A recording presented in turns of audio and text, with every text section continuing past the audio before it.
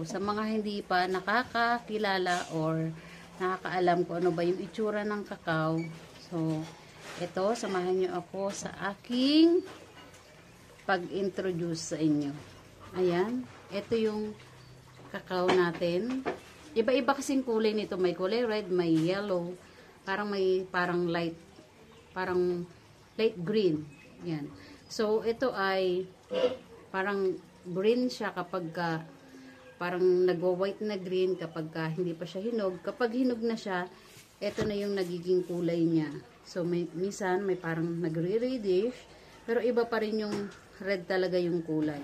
So, marami tayo ditong cacao fruits. Papakita ko sa inyo yung itsura ng laman niya. So, ayan, samahin nyo ko sa aking pag-i-slice. Yan, nandito, slice natin.